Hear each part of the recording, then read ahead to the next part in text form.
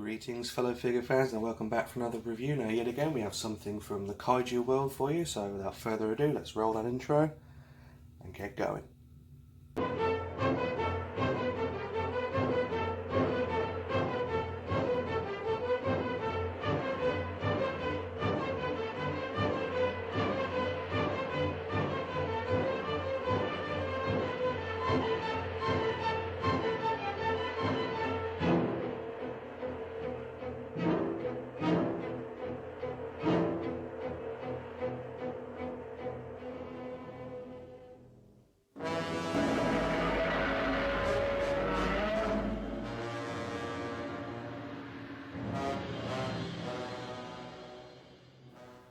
That is correct, everybody. It is the god of destruction himself, Shin Godzilla. Now, this is the monsterarts version. I was actually fortunate enough to get both this and the NECA version for comparison on my actual birthday. I think that was really, really cool. I will admit the NECA version is the smaller compared to this version, which is the monsterarts, but I will do a comparison video at a later date. This current video is focusing more on the monsterarts Shin. Now, I did say originally when I did the Earth review that the tail was probably one of the nicest tails I've seen. I now take it back. Shin probably has the nicest tail on any monsterarts figure I have ever seen. The gory details, the paint job. I know a lot of people had problems with the paint job. It was kind of hit and miss. You know, I can see on my version here, this is the version 2 re-release. It has had updated paint apps, but there's still a few parts like you can see here. There's a section here that's completely missing. Mine was flaking a little bit out of the box, so I had to mix up a little bit of, brown reddish paint just to fill up the paint flakes. And it was perfectly fine. I don't mind, little issues like that. It was like when I got my 2019 movie Godzilla out of the box. Unfortunately, where it was shipped, it had a big chunk of paint come out of one of his dorsal spikes. So I literally just mixed up a bit of the paint close to the colour as possible, and I just let it dry, and boom, errors fixed. And as you can probably tell, you can hardly see any paint specks or flakes on him now whatsoever. So quality issues aside, paint flakes, things like that, it's not really a deal breaker for me, because that stuff, if you know how to do it, you can fix that yourself. Although a lot of people were probably thinking, well, if you're spending 120, 150 pounds on a figure, why is the paint job falling apart? Unfortunately, it's just one of those things. This is a quality control issue we have now. Some companies, because they are charging such, high amounts for figures, they're trying to dumb down on the costs, and obviously virus issues and things, it's going to get tricky when you're ordering monsterarts, especially now we've got the version 2 of the Millennium Godzilla that's going to be re-released soon. I did pre-order a version of that. I did get a notification email that they will be available for UK buyers from the 1st of September in stock, so hopefully I'll get a confirmation email in a couple of days saying mine's shipped, but as soon as he arrives, that'll be another review. But back to the subject matter on hand. This is the 4th form of Shin Godzilla. Now, for those who've seen Shin Godzilla, you know he has different forms in the films. He evolves from more like a snake tail-like creature to his second aggregate form that's more like an eel. The 3rd form evolves to stand more, upright, grows shorter arms, and the 4th form, when he returns in the film, is the form you see before you now. Now, this is the basic version of the re-release. I didn't get the Atomic Blast one because it was literally something that came up from a local seller, which was really cool. It was a bit of a meh moment because my partner literally ordered me the NECA Shin for my birthday. So I was kind of like, do I? Don't I? When this came up for sale. But as you can see, I did.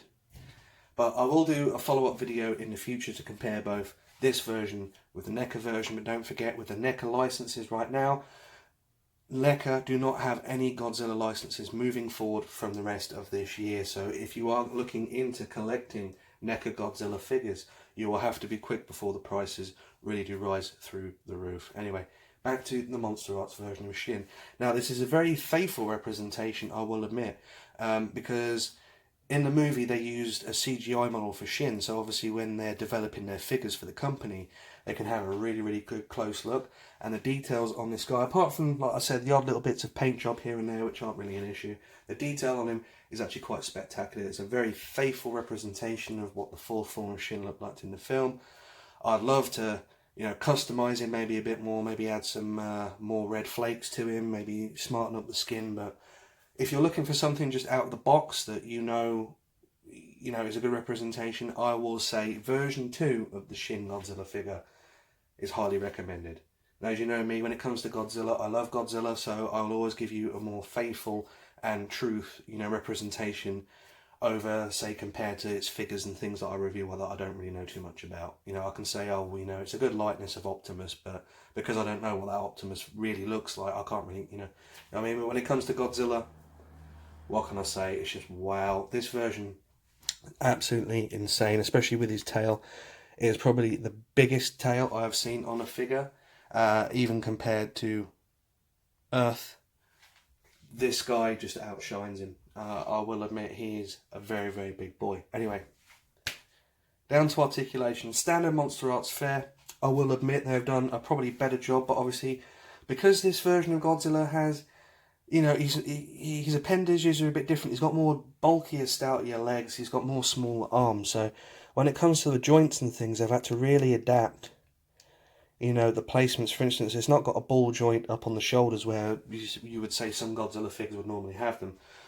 Unfortunately, that's because he's got the small stubby arms. They've had to do the ball joints more in the body, but this does recreate his look more faithfully, and I'm glad they did that. I'm really glad. But yeah, paint job wise and everything is really cool. Articulation, you can see there, he's got a nice extendable jaw.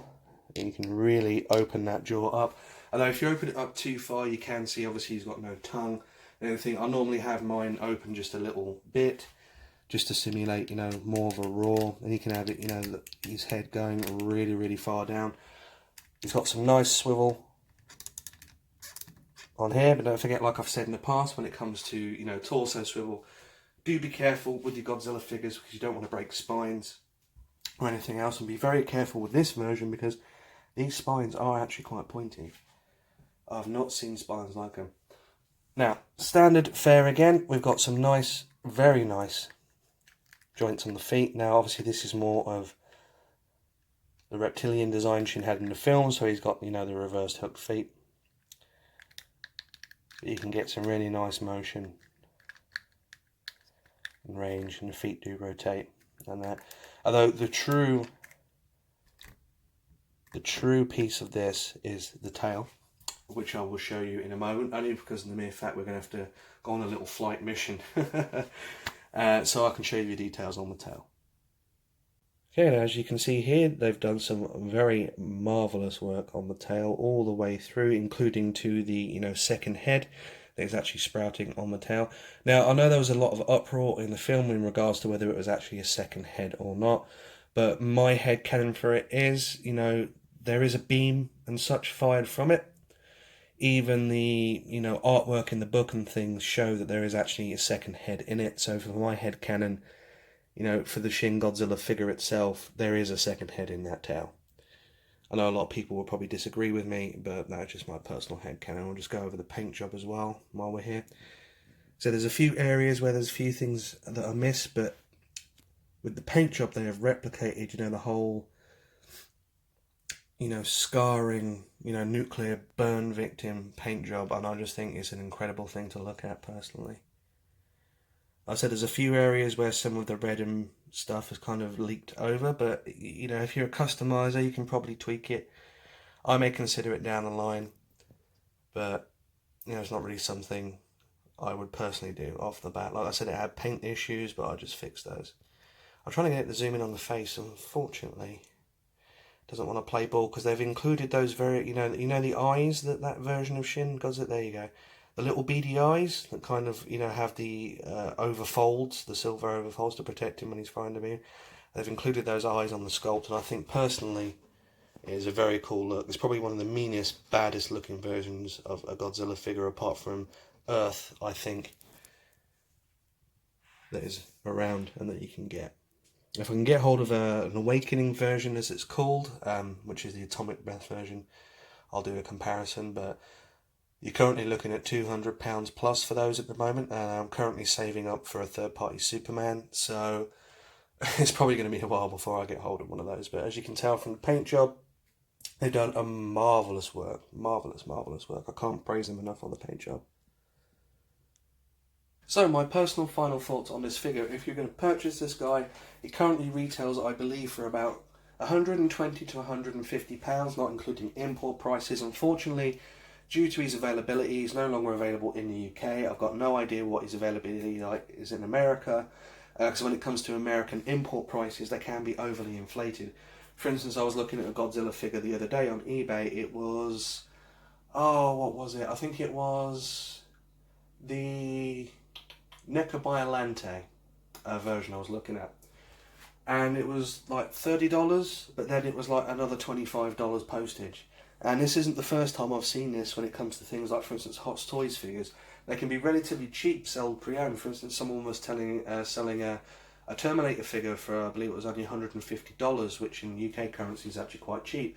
But then you see there's like almost a $90 postage fee added on top. It's a bit ridiculous. So if you are going to be importing this figure from a seller or a shop or anything, please do double check the cost of importing, because you don't want to be stung with a stupid bill where you're paying almost double the price for a figure you could probably pick up for half the price locally. Now, I was lucky, like I said, I got this off of a local seller, so I didn't have to deal with any import fees or anything like that.